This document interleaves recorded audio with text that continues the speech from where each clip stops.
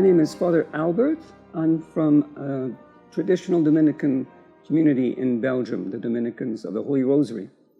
And I'm here at the Fatima Center to answer some of your questions.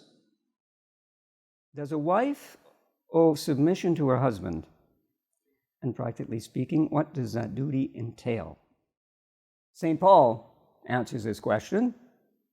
Wives, be submitted to your husbands.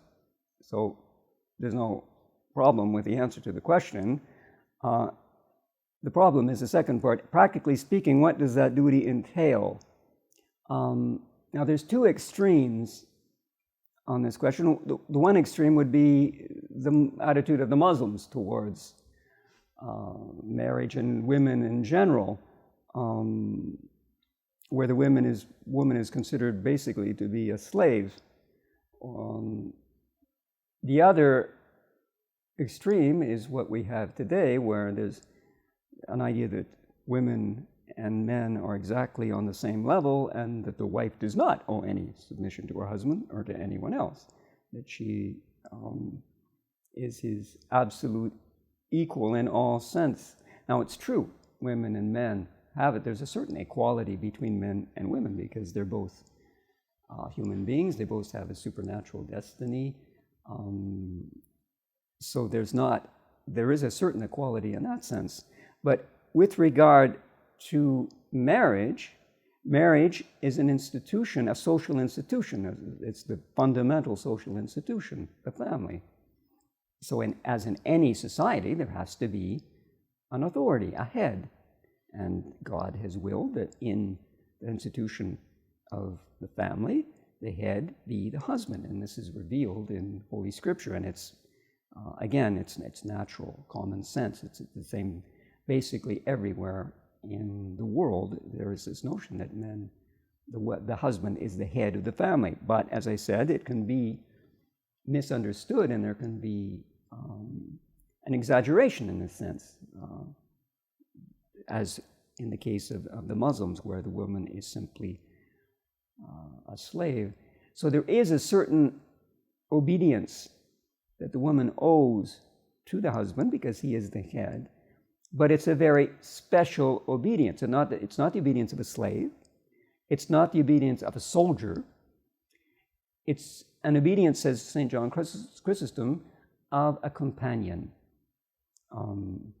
And I believe it's him who explains that woman was taken from the rib of a man, not from his head, to show that she's not to be his equal in the sense that we explained, that she's to be submitted to him. She's not taken from his head, but she's not taken either from his foot.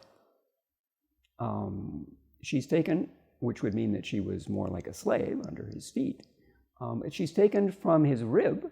God made woman out of the rib of Adam because the rib is close to his heart. And that's what Adam said when he saw, this is a companion fit for me. So the woman is not to be simply a slave of man. She is his companion. And so the obedience that she owes to him in the family, in marriage, is the obedience of a companion, which is a real obedience. There has to be a head, but it is the obedience of a companion. And she has a role to play in the family that is absolutely essential. There can be no family without the woman. So the man needs the woman as his companion. And so in the practical application of this principle of obedience in the society, which is the family, this has to be remembered. The man mustn't just order around the woman and tell her and pretend to decide everything. The woman has a certain competence in certain areas which belong to her alone. It's not for the man to decide everything that is in her competence. She has a role that she has to play, which is irreplaceable. My best reference that I can give you on this whole question is an encyclical by Pius the 11th on the 31st of December 1930 called Casti Connubii, where he explains all this in detail and shows precisely the role that the woman should have in marriage and the role that the man should have as well. You see, there is an obedience, but obedience is analogical, we say in philosophy. That is, it's not exactly the same thing when it's a matter of a slave obeying their master, or a worker obeying their boss, or a soldier obeying his general. The obedience of a woman to her husband is not the same. It's a special kind of obedience, which is real. It's really obedience, but it's the obedience of a companion. I hope that answers your question. Pray to Our Lady to enlighten you, to help you. May God bless you.